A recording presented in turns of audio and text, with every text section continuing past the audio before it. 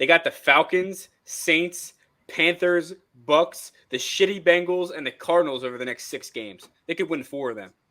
So every team you just named was shitty, but why'd you have to call the Bengals shitty?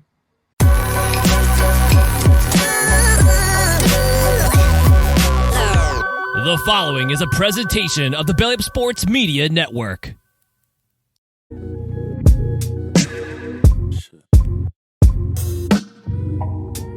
Let me take it away with.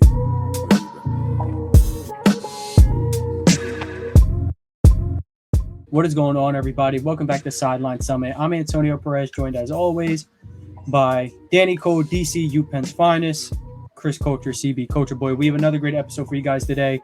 Not only is it recording day for us, it is also Phillies playoff day. So if you see me looking up, you see Danny looking to the side, you see Chris checking his phone because it is Phillies playoff day. But we are also going to talk about, of course, the NFL Week 4 recap, Week 5 preview, and 2 big trades in the NBA. I don't think Danny's referring to that, but 2 big trades. Oh, you are? Yeah, 2 big trades in the NBA happened. The Eastern Conference just got a lot heavier. We have 2 real heavy hitters out east now. All this to stop Caleb Martin. All this, yeah, actually applies very well. All this to stop DeAndre Hunter. So nasty. Wow. DeAndre Hunter was the best player in that Hawks series, I'm afraid. But be real. All this to stop LaMelo Ball. All this to stop Kai Jones. Yeah, we need Elon Musk to stop Kai Jones. Delete his account. Dude was nuts. Yeah, him and Zuckerberg got to put the beef to the side, end his IG lies, end him tweeting. Y'all ain't ready for Lonzo and Caruso to lead the Bulls over the Bucks. Yo, did y'all see that pic of Lonzo's knee? It's unreal. It looks his knee got taken into the back of an alleyway and literally got jumped. Literally. Yeah, his knee got jumped. Like, I don't even know how to describe it. Almost. But we can hop right into, I guess you would say, but we'll hop into some summits and plummets. Danny usually kicks us off if he wants to, do the thing. I'll get it kicked off. Like we said, the Philadelphia Phillies are back in the playoffs, and they are underway. No better feeling. I'm going to the game tomorrow night. Hopefully it's a closeout game where the Phillies can close it out. I'm hyped. I'm so happy. October is a great time. And I'm going to do a double summit. Yes. Double summit. Antonio Perez just turned 21. He can legally drink alcohol. He can legally go to the casino. He can legally talk to women now. What? I can legally talk to women? Yeah, because that's definitely why I wasn't doing it before. Certainly had nothing to do with that. But nonetheless, yeah, October, great time.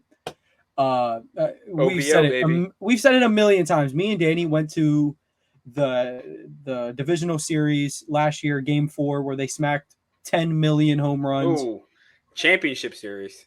CS. Championship series. What am I thinking? I don't even know. We went to the game before Harper's legendary at-bat. Swing of his life. But that's a great way to get started. Double summit. Chris, do you want to go next? I mean, I'm using my summit plummet to talk about Dame and Jrue. I don't know if you want to do the same or whatnot, but well, I'll do 2 summits, and I'll do one without Dame and Jrue and one with them. So my first summit was I got to go watch A'ja Wilson play and close out the Dallas Wings in person, which is really cool. Me and my friend boss found some really good tickets too. Those tickets we had, I don't know, y'all probably seen my story, but it was only $60 for those tickets, right behind the rim. So it wasn't bad at all. Really, really, really good. And then, it was just cool to see. Enrique didn't play great, but it was a really good game. It came down to the wire. Unreal air ball to end the game, to tie the game. Unreal. I really could not believe it, bro. Is this the dagger? Yeah, my bad for laughing like that, but that was it caught me so off guard, because she had just made 2 in a critical moment. So that was crazy. But yeah, really good game, cool to go see. So that's my first summit. And then I'll use my second summit to talk about the trade too. I think I think everybody kind of wins. Everybody who's involved in each trade. I think the Suns, Nurkic is cool. For some reason, they're paying him as a defensive center now. I don't know. He's a good rebounder for sure, but I don't know about other stuff. But they did get some quality role players. I think that's always important, especially for 82-game season. You got to have time and chances to, rest a guy or two here and there. So having, good role players is pretty good. But I think the Blazers came out really good. I want to see if they move Brogdon again or what they do. But I think getting Aiden and Time Lord is incredible when you had literally 0 centers on your roster after you traded Nurkic outside of Moses Brown. So that was a really good trade for Portland. I want to see how they do that. And guess what? The thing comes down to this. When the Suns, they can't make the playoffs. They can't play these guys, Bradley Beal, Booker. They can't play all of them in the playoffs if they don't make it. So they got to have this role players to make the playoffs first. Well, I think they could have made the playoffs if they just played 3v5 the whole season. Not too many 5-man lineups that's going to outshoot them boys. But yeah, you want to get rely serious. On 3 guys to go 48 minutes the whole season. Exactly. And a quote from Eric Gordon does say, just direct quote by the way, if we get up a lot of threes, it should be fun basketball to watch. We can score a lot of points. Direct quote, by the way. So I don't want to see Eric Gordon anywhere near my TV screen, NBA. Get him out of here. Mean Street's legend, though. So what I take away from the Dame Jrue trade, when you talk, I guess the heavy hitters of the offseason, Bucks, Celtics, and the Suns, at least out of contenders, I would say those 3 are top tier teams, along with I'll say Nuggets, and I'll say Lakers still, because I think they had a really good offseason. But specifically those 3 teams, the Bucks and the Suns are so old, and their role players are also old. So, and I'm not saying they're going to be bad. These are still going to be really good basketball teams. The difference between them and Boston, in my opinion, is that the 2 main guys, you can say 3 if you want to say Kristaps is because he's like 28. If this season falls on their face, it ain't over. Or if they get to like the trade deadline, it ain't over. They still have assets. They're still young. That's where I would just give them a little bit of the advantage over those other teams. But in terms of the actual trades, the Milwaukee Bucks could not have found a better player to pair along Giannis Antetokounmpo than Damian Lillard. Like, everyone always dreamt of, what if Steph and Giannis played together? Well, this is the closest thing you're getting, and Dame can dunk. So it makes it a little bit cooler. He can dunk a little bit in transition. I remember LeBron's first game as a Laker against Portland. Everybody remembers LeBron dunk, Dame dunk, LeBron dunk. But unfortunately, there was a timeout called. Dame was going to go right back down there and do his thing. But yes, Bucks win this trade. When they won their trade, not the Blazers lost, but it was a good trade for them. As for Boston and Blazers, like you said, Blazers, you mentioned how they got 2 centers. I wonder if they'll start them side by side because Ayton's always wanted to be a true power forward. Now, the only thing I'll question is he's got to learn how to shoot. Because if he wants to be the power forward and Rob's going to play center, Rob's going to be down there. Yeah, you can't move Rob. Yeah, exactly. Like, you can't move Rob outside of 6 feet. Like, you can't do it. So, but I'm excited for those 2. I'm pretty sure Brogdon's probably going to get shipped again to a contender. He can. I've been hearing that is a sizable loss for Boston. I have to admit. I mean, from a standpoint of they upgraded from Marcus Smart to Jrue Holiday, which is it's like legit the same guy, except one's a little bit better of a playmaker. Well, a lot bit better of a playmaker. And you go from Rob Will to Kristaps Porzingis.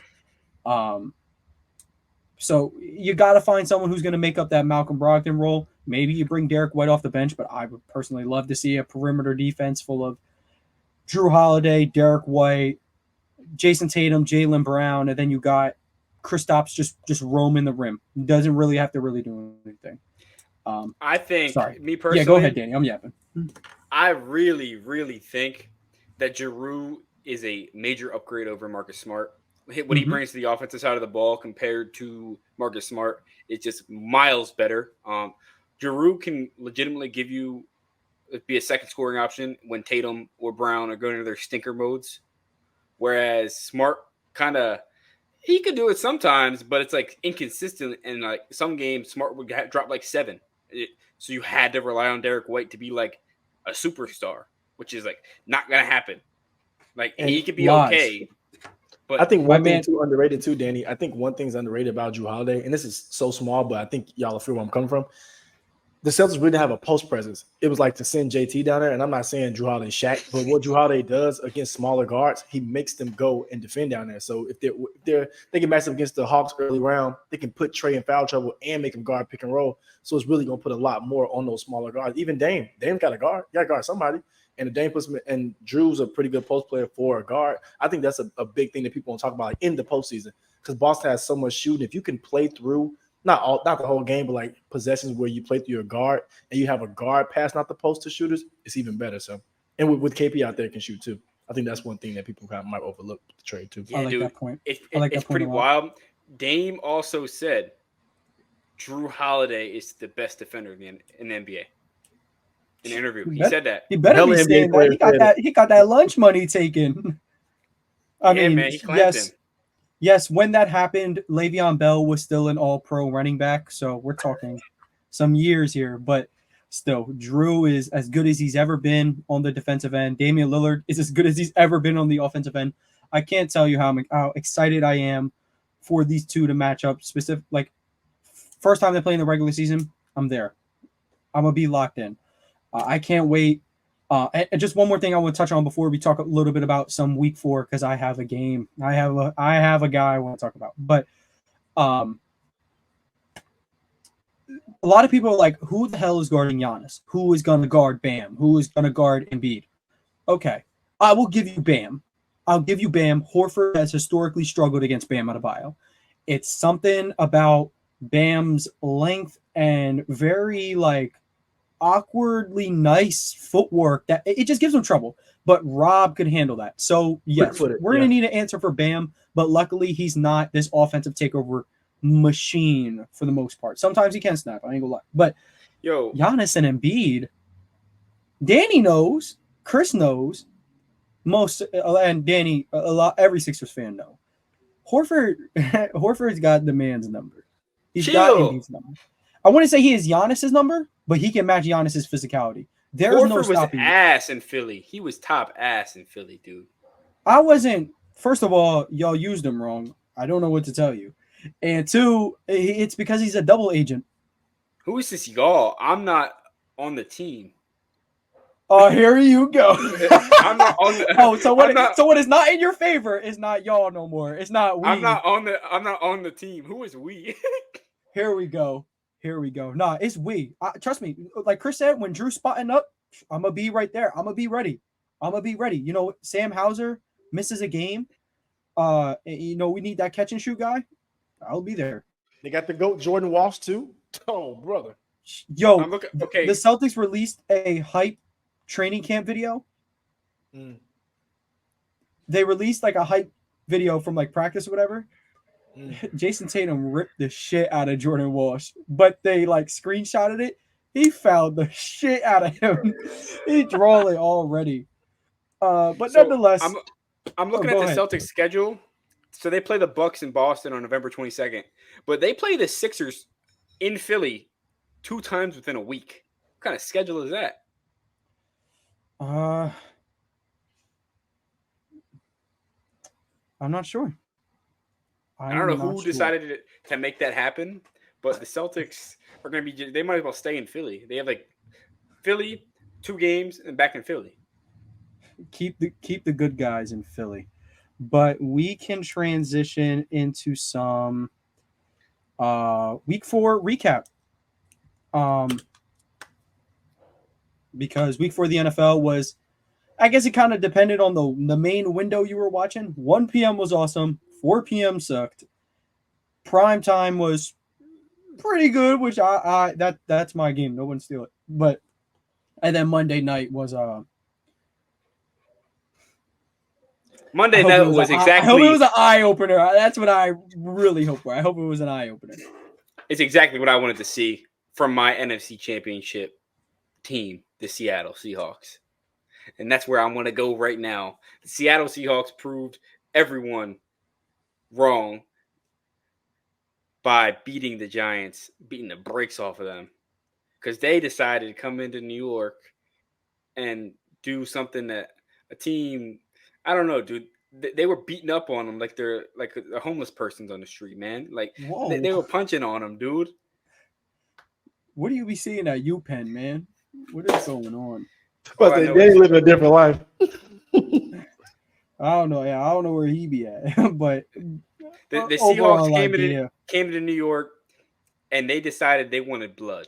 They decided that they weren't leaving without 12 sacks. They decided that Daniel Jones was getting hit every single play.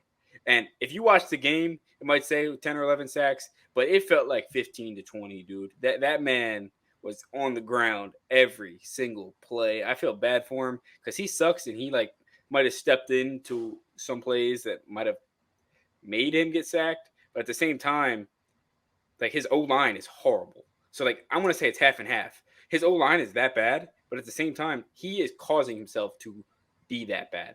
And he doesn't get help from wide receivers. He doesn't get help from anyone. I kind of want to go like 50, 25, 25, and I'll explain. So 50% is Daniel Jones. He is mobile, but he's not a creator. He's not. Lamar is. I heard this reference on the Stay Hot show. What Lamar Jackson and Josh Allen are wizards at doing this. They are a threat to run. They make themselves a threat to run, but just before crossing the line of scrimmage, they know they can find somebody. That is like the epitome of creator to me. When you can put the defense on their heels by running up to the line and then just being able to make a play. Daniel Jones can't do that. He can't do that. If he wants to run, he's got to dedicate himself to the run. Otherwise, he is stepping up into nothing. Right? So 50% on him. When he does have the time to throw, he makes horrible throws. He's bad pocket presence. He doesn't make good decisions. Overall, not a good keeper. Okay. 25% offensive line. Horrible. It stinks. But the other 25 is the Giants. This is how you build a team. Build a team, pay the quarterback. Not pay the quarterback, build the team. Because you can't pay a guy, then get everything else. That's the Ravens. The Ravens draft Zay Flowers. They get Odell, who I'm starting to feel like is more of like a LeBron pickup. He was like, oh, he's Lamar's friend. Let's get him. But you got Mark Andrews in place. New offensive coordinator, Zay Flowers. Nelson Aguilar, pleasant surprise. Is Odell Carmelo Anthony? Late years Carmelo. Blazers. No, Odell is late years Hakeem Olajuwon playing on the fucking Raptors. That's what Odell is. Good lord. He Spurs T-Mac. At best. Detroit T-Mac. Ick. He's Raiders. I'm not gonna lie to you. I didn't know that existed. Oh, Detroit T-Mac? I must be. I had no clue that existed. Oh, it was right after the Knicks stint, or right before. Right after the Knicks stint. It happened. It was so nasty. But yeah, Danny, I absolutely agree with you. And I think if I were to say on three, everybody say who the best player on the field was last night, we're all gonna say Devin Witherspoon. Unreal. He not only has the man-to-man ability, the zone-up ability, he's like a box safety playing corner. He can come off the edge with like real speed and real intensity. And he makes plays in the backfield on run plays. And man, like this corner class can really be special, in my opinion. I know Emmanuel Forbes didn't have a good weekend, but like I wouldn't expect him to anyway. But and Christian Gonzalez got hurt, but he's been awesome as of right now so far. I'll tell you this one thing. I told you this before the season. Maybe it was a little hot back then, but the Seattle secondary with Jamal Adams back has proven they are almost the Legion of Boom again.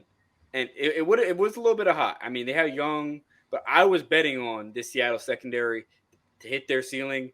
And God, their ceiling might be even higher than I thought it was. Yeah, they're young. They play fast. I mean, if Jamal Adams could just stay on the field. But underrated player, Quandre Diggs is like the captain. Quandre Diggs is elite. He's an elite safety. Yes, and he is not related to the other Diggs, not to my knowledge, but if you have that last name, you ball. It is that simple. It's like if you have that last name Sanders, you ball.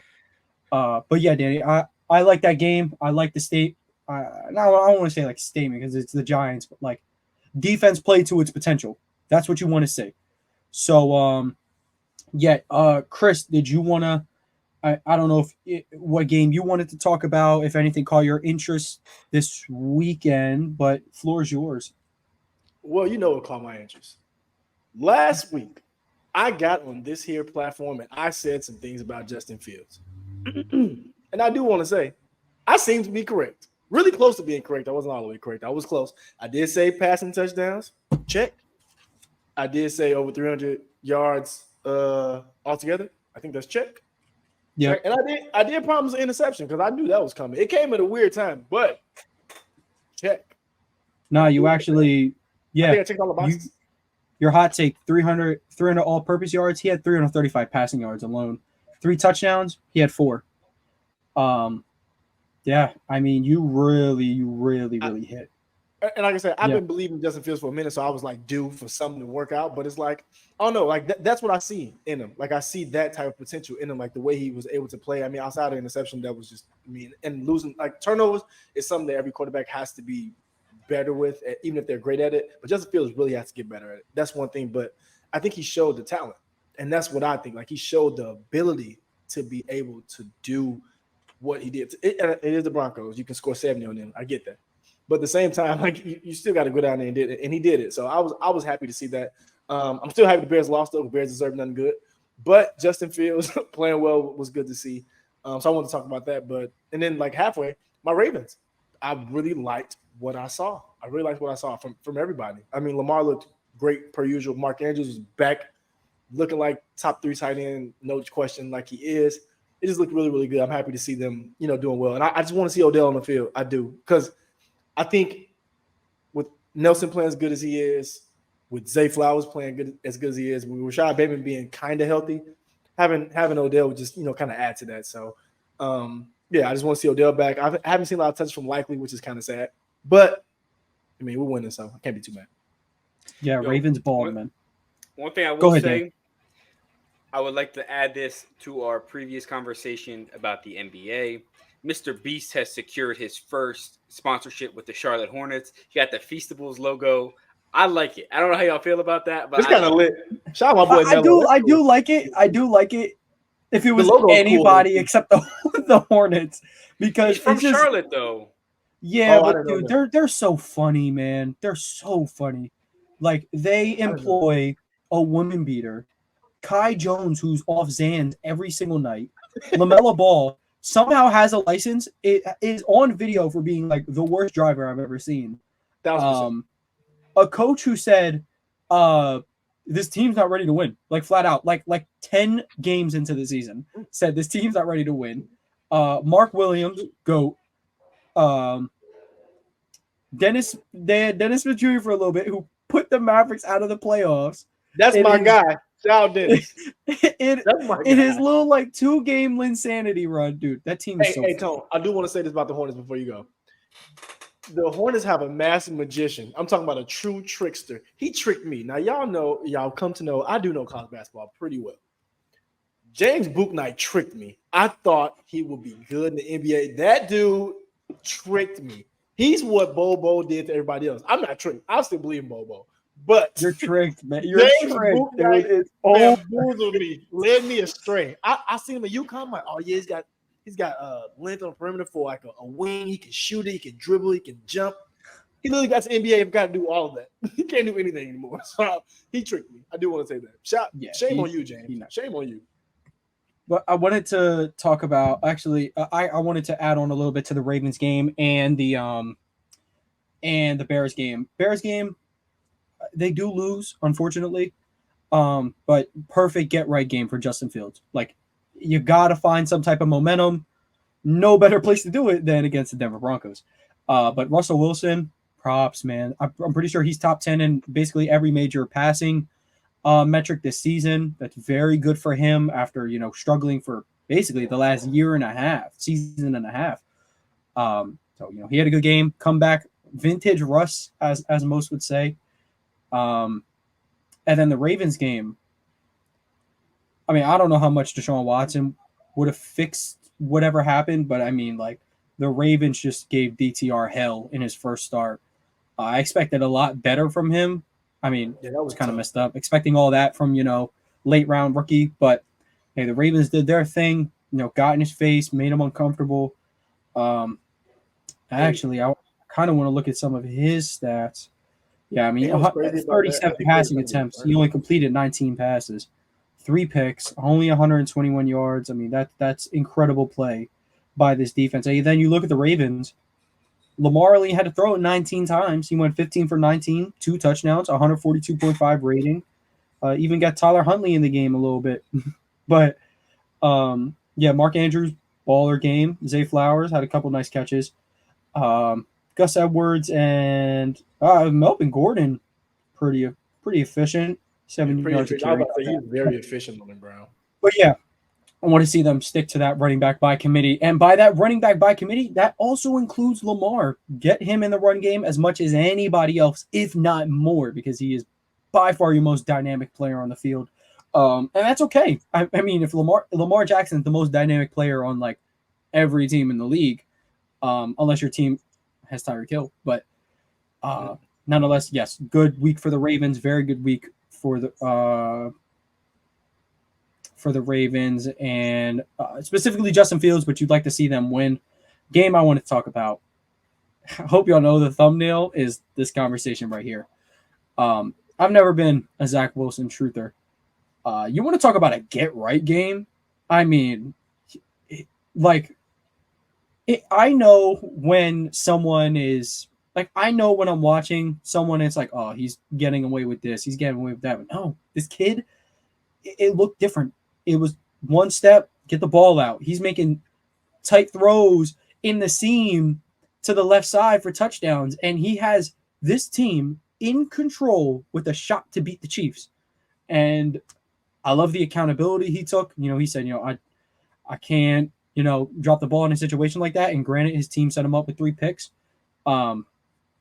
But man, I mean, regardless of the context, to be the first player to outperform Patrick Mahomes in like every, basic metric in a game, breakout game is because like he's got to string some together. You know what I'm saying? Yeah. So let's see. Who the Jets have the Broncos. What a better way to build off of your best career game than going to play the Denver Broncos, who let everybody do well. So, hey, maybe I'm coming back around to that game when we preview Week 5, because look, Danny, by no stretch of the imagination was I ever big on Zach Wilson, but I'm seeing the growth. I saw, at least for that game, I'm seeing the growth. I'm seeing the maturity as well, and that's one of the reasons I didn't like him for a long time. He was very immature. He seemed very spoiled. You know what I'm saying? Like, he just seemed like a brat, like a little bratty kid. And now, not a brat, a frat kid. Yes, he was acting like a Ken. But Precisely. We're watching a boy become a man, essentially, before our eyes, and I'm rooting for him. Did y'all have any other games y'all wanted to talk about? If not, I can like speed run and essentially one word recap them if y'all like. No. And say if y'all have no game, all right. Cowboys, curb stomp. Oh, go ahead if you have one. One last note. Khalil Mack tied TJ Watt for the league in sacks in one game. That can't go unnoted. He was playing crazy. Realistically, those might be his only 6 sacks all year. He's horrible. He ain't good. He's not good. Like the Raiders and Broncos will pay for creating fake agendas, making Justin Fields look good, which I'm still a low-key believer, so I'm not gonna lie. I also believe in Cam Reddish, so what do I know? But I'm the biggest believer. We're fighting the fight, man. I'm gonna fight until I can't anymore. Oh, this year, it's gonna be Cam Reddish think pieces every other day. If he scores 9 on 3 for 7 shooting, I'm gonna say he's figuring it out. I'm going to say it. Question: Do you think Khalil Mack's a Hall of Famer? Yep, I think so. I think his prime was pretty good. He's certainly a Hall of Famer. Listen to these stats: sacks 15, 11, 10, 12, 8.5, 9, 6, 8, 6. Yeah, there's a good Hall of like 3 Famer. or 4. There's a 3 or 4 year stretch where he's second to only Aaron Donald, who's arguably the greatest defensive player just ever. So, I agree. yeah, I would I do agree. want to say one thing about the Week 4 games. One more thing. I was right about the Bengals too. I know Joe You Burrow's and hurt. Danny. I know he's You hurt. and Yeah, Danny Danny. y'all can take that victory lap if y'all want. It is kind of messed up because I know I can tell. We know Burrow's still hurt. But damn, 3 points. Like 3 points is kind of pitiful. Like from an offense with that much firepower, it's kind of pitiful. It's not his fault, dude. Their O line is so putrid. I can't understand, dude. Like Joe Burrow, he can't move, so your offensive line has to be better and protect him more. And he's getting stunted the fuck out. He's getting blitzed. You have to dial as an offensive coordinator. Zach Taylor has to be better. If they're blitzing a quarterback that can't move, put a hot route in. Be better as a coach. Yeah, It's just putrid. Yeah, I agree entirely. He just shouldn't be playing. Like, he shouldn't be playing whatsoever. And I don't know, just sit him. Just sit him for 2 weeks. Like, if y'all go down 1-3 right now? 6. They go down 1-5, dude. That'd be bad. They're not win. They can't go to the playoffs 1-5. What, they can win 12 straight games, 10 straight games? If with that offense fully healthy, look, the chances are very unlikely. You have a much better shot at doing that than whatever this bullshit is. Trying to win games with Joe Burrow not being able to use his escapability and not being able to use Higgins and Chase to the fullest that you can, you're not trying to win a football game. Like, it's unserious. And like you said, offensive line is putrid. It's bad. Okay, just to say, their schedule in November forward is Bills, Texans, Ravens, Steelers, who always play close game, Jags, Colts, Vikings, Steelers again, the Chiefs on Christmas, on New Year's Eve, and they got the Browns. So yeah, it's never been more Burr over than it is right now. And I like the victory lap saying that I thought the Bengals were going to be bad all season. Bro, take it every week. I thought that they'd still be okay and like kind of be a playoff contender, but I don't know. I don't know if they'd make the playoffs, but I didn't think they'd be this bad with Burrow, man. Like, it's bad. So before we get to the week 5, I'm just going to run through very short recap every game. Eagles, Commanders, way too close, but A.J. Brown, welcome back. At least touchdowns. Welcome back to the end zone. Cowboys stomped the Patriots. Mac Jones, not a real quarterback. Cardinals, Niners, most normal Niners Sunday, just blowing someone out. I'm surprised we didn't talk about Bills, Dolphins, but kind of just wasn't the anticipated game. They tricked me too. They tricked me. I don't think it's. I think it's a little early to hit the trick button, but maybe. No, not the team. The game tricked me. I thought it would be like. Oh yeah, definitely trick. Yeah, especially the way it started. Chargers, Justin Herbert. Oh man, one day that young man will be in an organization that cares about him. Well, the players do. They're all about to jump Jerry Tillery for it, but his coach don't give a crap. Rams, Colts. What a banger. Anthony Richardson, Puka Nacua, 2 rookies balling out. Could be some finalists for Offensive Rookie of the Year, along with the next game I'm going to talk about, Texans, Steelers. I'm not going to harp on the Steelers too much besides that. Matt Canada might have a burner account on Twitter. I believe he literally signed up his Steelers email for a burner account. That's a fireable offense if the play calling isn't. But I mean, not gonna like tear down the Steelers too much. Texans are baller. CJ Stroud's a baller. Other games: Bucks, Saints, whatever. Vikings, Panthers, free Bryce Young, and free Jettas Jaguars. Too, by the way. Free Jettas, and Jaguars win in Andy's room, and Desmond Ridder should be sent to Canada. On a plane to Zimbabwe. Send him out, please. He's the worst quarterback. No. You know where he should be sent? Desmond Ritter should be sent to the emo kid's house from Toy Story. Oh, Sid's house. I thought we were. Sid. I thought that was a play on words to Jimmy Butler. I'm like, oh, because he showed up. I don't know. Jimmy's funny, but we can move on to some week 5 preview. Danny, the floor is yours. We'll preview Thursday Night Football to start before I go into my game of the week. The Thursday Night Football game is Chicago Bears versus the Washington Commanders. It's going to be what I like to call a good old stink fest. This game is going to blow. Justin Fields versus Sam Howell. When you look at these quarterbacks, you say these two guys both are in the bottom tier of the NFL quarterbacks currently, as it stands. Not what you want to look for in Thursday Night Football, but it's going to be a good game regardless because both teams stink. And that's why we saw last week with the Broncos and the Bears. Both teams stink equals good game. Which I hit on that. I said they combined for over 50.5.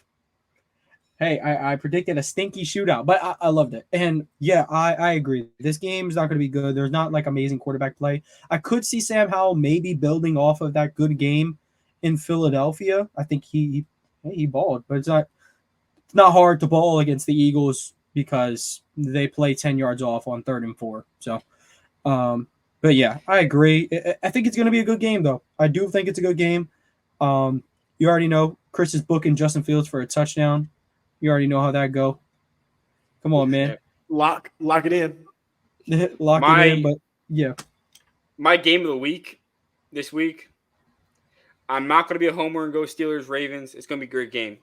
But on my game of the week is actually in London. It is the Jaguars versus the Bills. I think the Bills beat the Dolphins, and they proved how good they are. I think the Jaguars are on the up and up. I think they are back to what they actually are.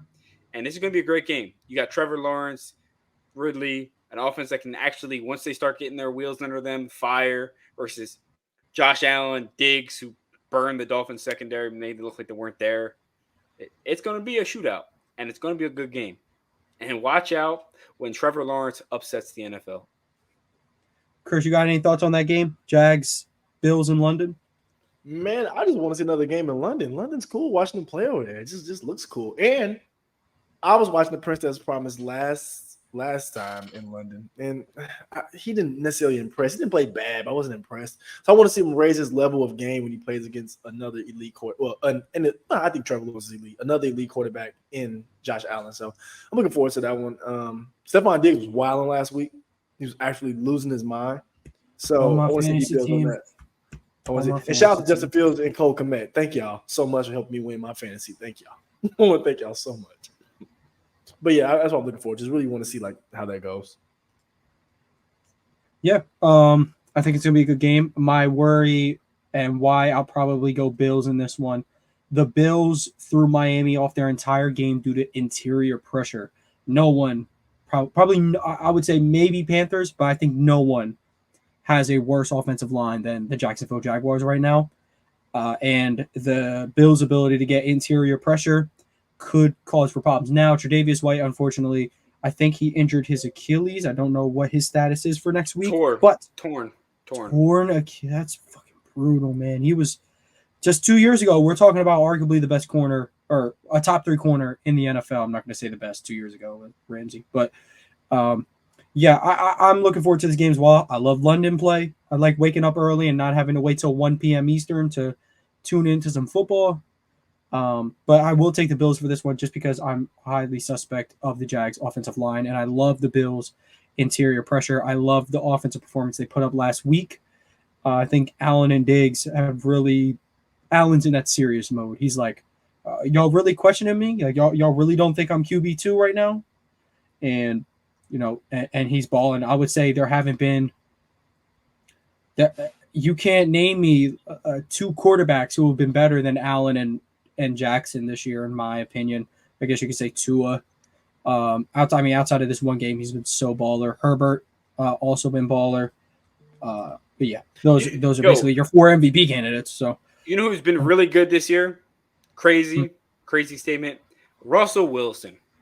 He's been I said it earlier, man. Top 10 in basically every passing metric. He's been Very good. But Chris, did you want to preview the game you are most looking forward to this week? Yes, I'm gonna do what Danny did and stay away from the Homer game, but I am looking forward to Ravens Steelers though for sure. I do want to see it. TJ Watt's an unreal player, and so is Lamar Jackson. So watching them play is always cool. He's But unreal when he played the Ravens. Hopefully Exactly. Pickett is ready. Hopefully Pickett's ready to go. But I obviously don't wish for him to push that. Yeah, hopefully Pickett's ready to throw more picks if he does play.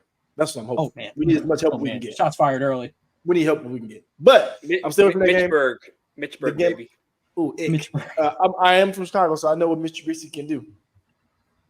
Ick. But I will say, the game I'm looking forward to is Falcons Texans. And the reason I'm looking forward to it is because slowly but surely, CJ Stroud's become one of my favorite players to watch in the NFL. Like, I know he's a rookie, so it's only been a couple games, but I like his swag, bro. I think he thinks he has it. Not like he just got the NFL in the chokehold, but like that he can keep going and keep being great and keep building. You can tell every performance he's building on it, literally. So I rock with CJ Stroud a lot. So I really just like watching him play. But also, say with Bijan Robinson, dude's unreal footwork. To be that, and like he's a bigger running back, and to have that type of swift feet and be able to move like that, and he has great hands. I like Bijan Robinson, CJ Stroud, so I want to really watch this game. I unfortunately have to watch Desmond Ridder while I watch them, unfortunately, but I can't watch that, so I'm looking forward to that a lot. You don't have to. Every time they drop back, just like peeping your eyes. Because he may throw it to Drake London. He just may, and I like watching Drake London. So okay, cool. Or Kyle Pitts. Oh, JK, he's not going to throw it to Kyle Pitts because Kyle Pitts on my fantasy team, and he doesn't get any attempts. Well, he'll throw it to Kyle Pitts. He's not going to throw it at Kyle Pitts. He'll throw it in the general direction of Kyle Pitts, if you want to call it that. But did you see CJ Stroud I guess he was talking about when we lose, like, I'll be pissed. He was like, like when my Lakers lose, I'll be pissed. I was like, Chris gonna love this kid, man. Chris gonna love this kid. But yeah, CJ Stroud reminds me a lot of like Justin Herbert, his rookie year. I mean, like the poise, the pocket presence, and it's not like these are good weapons. Nico Collins, Tank Dell, Damian Pierce out of the backfield. These are good weapons, but like, man, like he's still putting everything on the money. I mean, I want to go back to last week's game real quick. I mean, passing percentage wasn't the best thing in the world. He was 16 for 30, but I mean, 300 yards, 2 touchdowns, no picks, 111 rating. Got Nico Collins the ball a good amount. He had a baller game. Damian Pierce had a really good game. Tank Dell didn't, follow up that last week performance. But yeah, I agree. I'm just looking forward to Stroud continuing to, push this offense, them being great, and hopefully the weapons in Atlanta can get the ball in their hands. Hear me out. I wouldn't be surprised if the Texans make a run for the 7th wildcard spot. Hey, bro, keep that under wraps. We don't need too many people finding out about that. I'm going to tell you this. They got the Falcons, Saints, Panthers, Bucks, the shitty Bengals, and the Cardinals over the next 6 games. They could win 4 of them. So every team you just named was shitty, but why'd you have to call the Bengals shitty? Because we were right, and Danny's standing on that, and I'm with that. Because Danny he's gonna let it be known every single week that the Bengals are bad. The expectations for the Bengals are so high. Like the Cardinals, like they win a game, you're like, good job, Dobbs. Like we're appreciative of you. The Bengals lose a game. We love Josh Dobbs. He's a golden boy around here.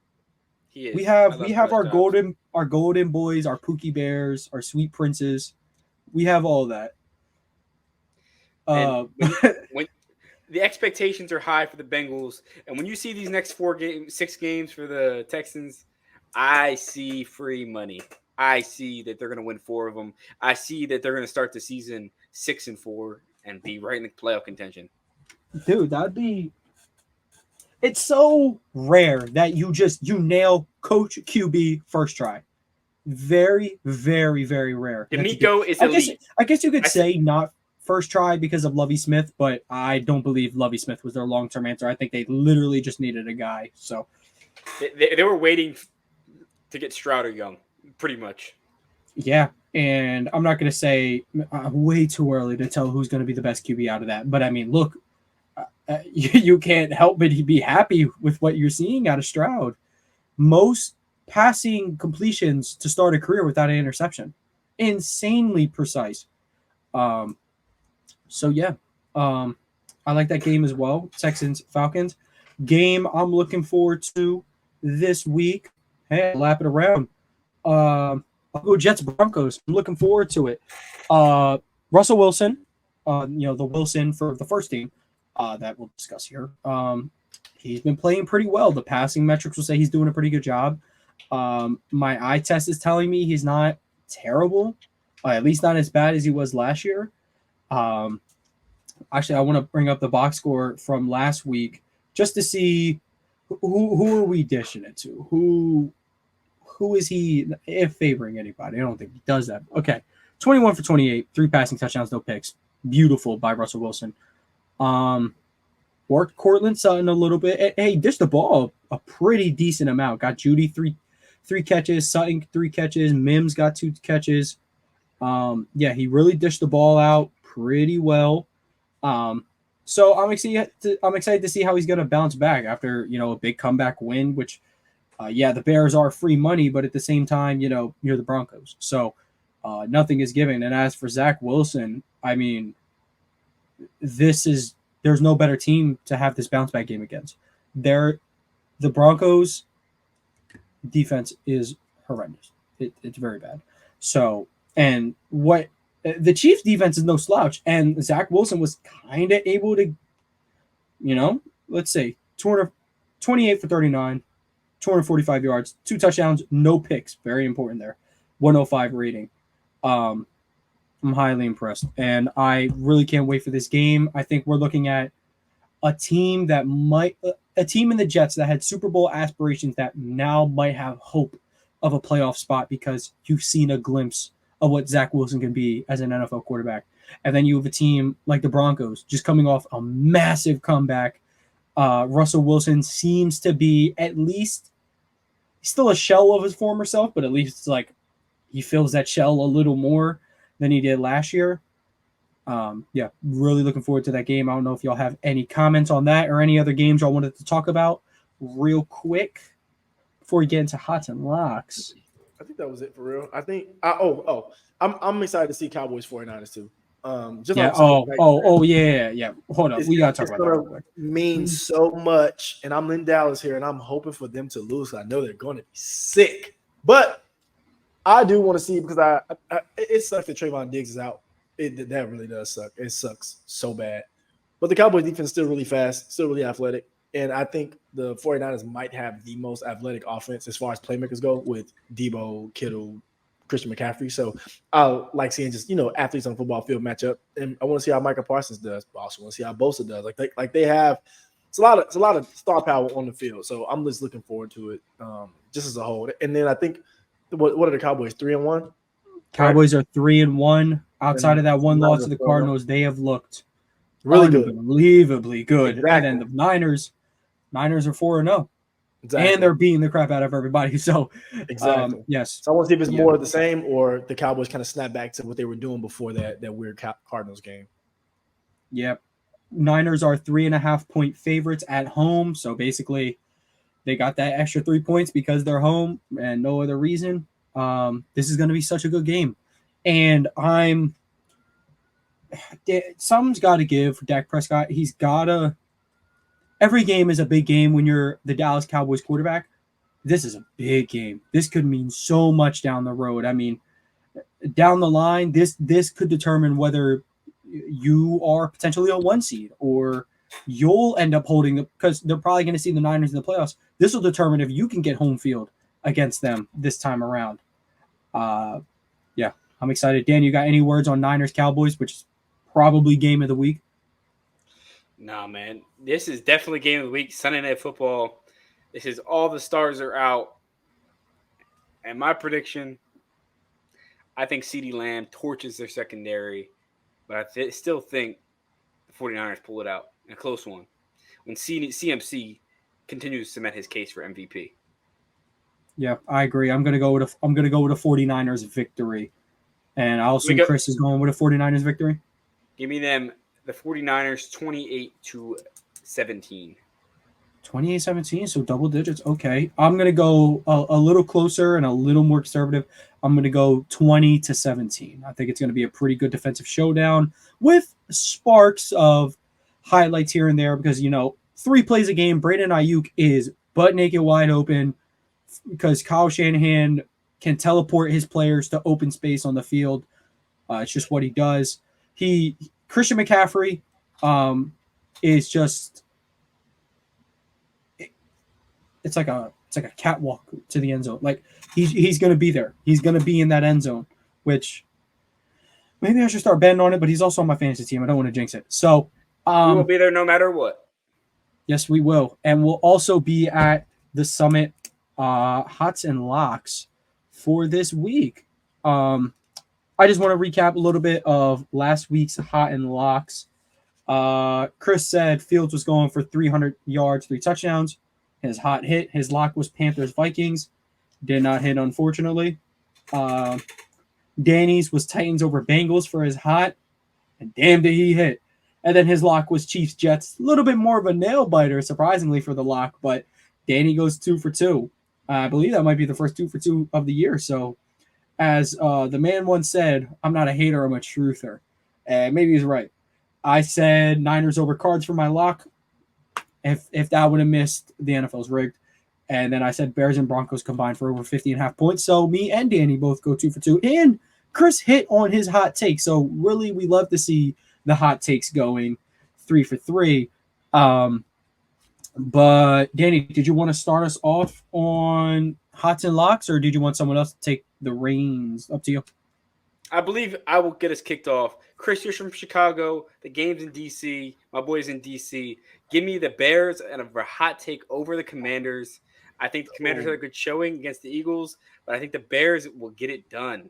Okay, so Bears over the Commies, and that's the hot take. So what's the lock? The lock of the week.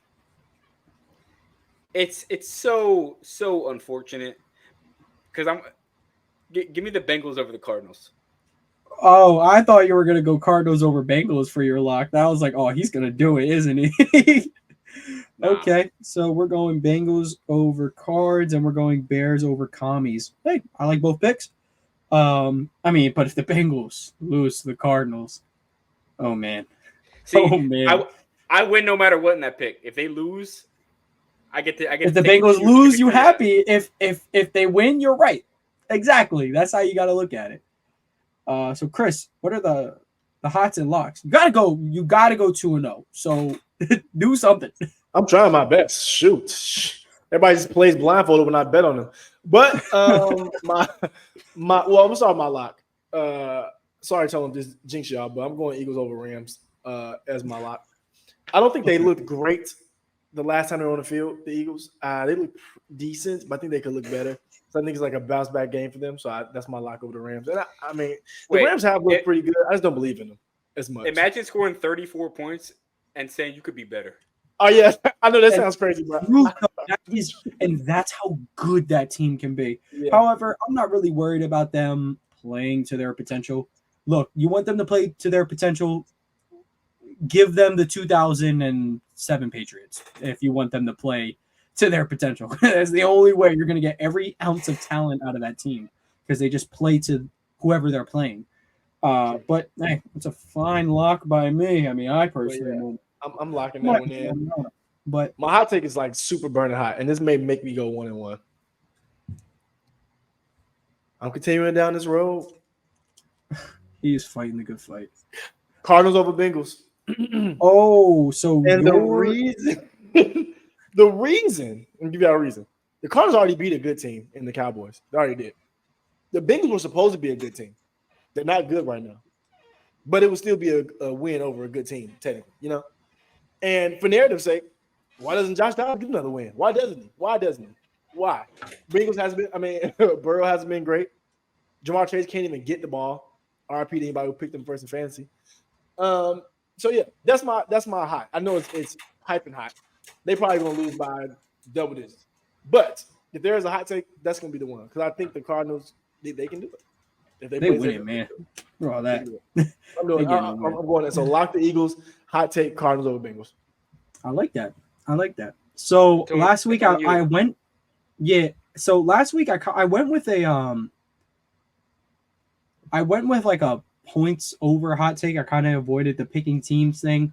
I'm not going to do that this week. I am going to go. Well, first of all, I'm locking Dolphins over Giants. Easiest lock I think of the season, besides last week. But let me write this down real quick. Yeah. So,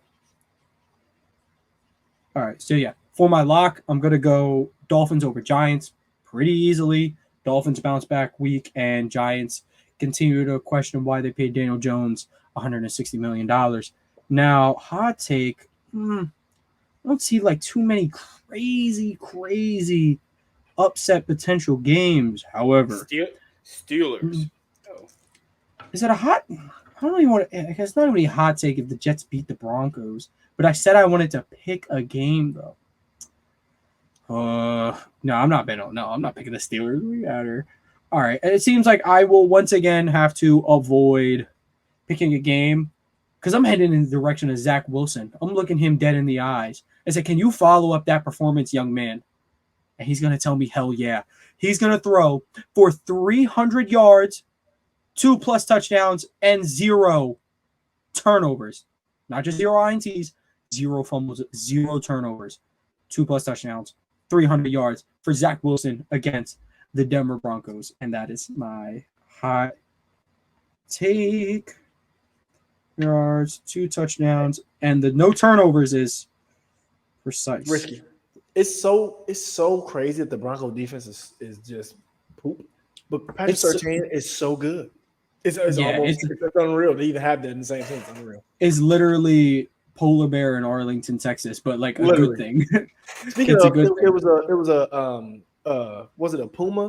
It was some big cat in North Dallas like 4 days ago. I'm gonna go find it in my. I'm gonna send it to y'all. Unreal, like literally out past my house in the bushes, just walking around. Yeah, people recording it. Couldn't have been me, but it was people recording it. Just unreal. Recording, nah, cool, Literally. man. Wait, y'all see the video? The bear came and he was eating the picnic with the family. It was a black. Oh yeah, Twitter had a day with that one. Oh, that was crazy. That bear wasn't big enough to take my food though. We got to scrap. We got to. Little ass bear. He a dog. Hold up. The mom was just chilling there, like shielding the sun. It was kind of crazy. She probably was so stunned she didn't know what to do. Probably just didn't know what to do. Boy, better fight for that grub. But we can head on to the last segment of the night, which is Week 5 Summit Savings, where we put together a parlay. By the way, none of our parlays hit because we all picked Tyreek Hill to score. So, yeah, I'm sorry, guys. If you take our betting advice and put these in a parlay, it is on you. It's no longer our fault. I'm done choosing a woman beater to score. Oh, yeah, Hill? Yeah, no. We're done picking that bum.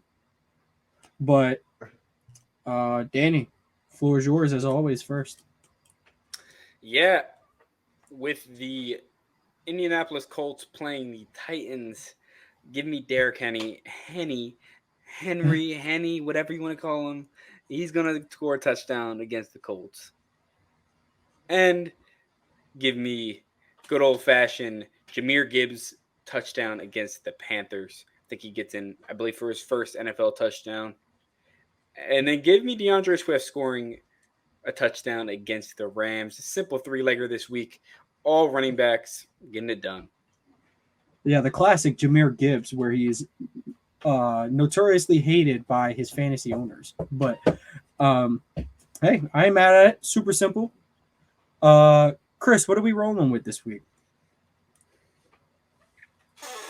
Yeah, I was just typing in the chat so I can make sure I get it. Did Jalen Hurts let me down last week? Did he not get a rushing touchdown? He did not. He did not. Well, guess what? Start my parlay off with the Hurts anytime touchdown because he's due. So Justin Hurts anytime touchdown. Josh Allen over 1.5 passing touchdown. I think his line's still at 1.5. So yeah, I take that. Also, Derrick Henry anytime touchdown. I'm on that same play, Danny. And then the last pick of the parlay is Christian McCaffrey over. I'm sorry, Christian McCaffrey under rushing receiving yards. Ooh, it's pretty spicy. Yeah, only because I feel like last week they had his line at like 136, which I mean sounds like a lot, but he like surpassed it. I feel like the Cowboys defense is a little better than that. I will hope. So Yeah, I don't know. It's a risky one for sure, but yeah. Okay, can't be mad at it. So, what I'm gonna do? Diggs did not let me down last week, so I'm gonna go back to Stephon Diggs anytime touchdown. On my fantasy team, he was so baller. Actually, I'm gonna go pretty much with all of my fantasy demons. Diggs anytime touchdown. I'm gonna go AJ Brown anytime touchdown. I'm gonna head on over to my other team. I'm gonna go CMC anytime touchdown. And gotta spice it up a little bit. You can't always pick the obvious because you're not winning money. So I'm gonna go to my team. I'm gonna pick the most obscure player to score a touchdown. You know what?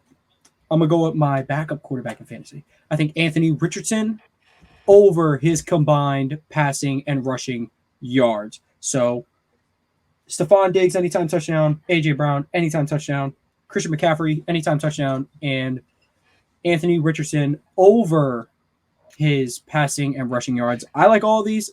I'm a fan. But that will be everything. He just from cooked. If you us. saw what I was doing, he was cooking that beef stew. I was. I appreciate it, man. I appreciate that. Someone cooked here. But do you guys have anything to say before we get on out of here? Nonetheless, go Philadelphia Phillies, go Philly sports. I don't claim to be an Eagles fan, but the Eagles are going to beat the brakes. They're going out to LA, man. And Aaron Donald, do the thing. Aaron Donald, you can't stop him. Sorry, buddy. Jason Kelsey packing that fraud. I have one thing to say. One thing to say before we go. NWBA fans, we did get the finals we thought. Liberty Aces. Oh, who Such could a have ever guessed? This is the But underdog. I'm happy to see him play 5. I'm happy to see him play 5. This is the underdog story of the century. The series in the year was so up and down. Like the Liberty blow them out, the Aces blow them out. Like it was not really close. I'm excited to see that. See how that series goes.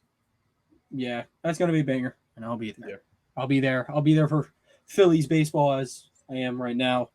And yeah, so thank you all for tuning in. If you're watching this on YouTube, make sure you like, subscribe, head on over to the audio platforms, pre-download the episode, leave a like, give a 5-star rating, and vice versa. It doesn't hurt to show the support. We appreciate all the support you guys have been showing. Make sure you follow us on all social medias at Sideline Summit for daily content. And just see what we up to. But without further ado, AP New Freezer, Culture 2 by Migos, and DC Comics. Thank you guys for tuning in, and we'll catch you guys next week.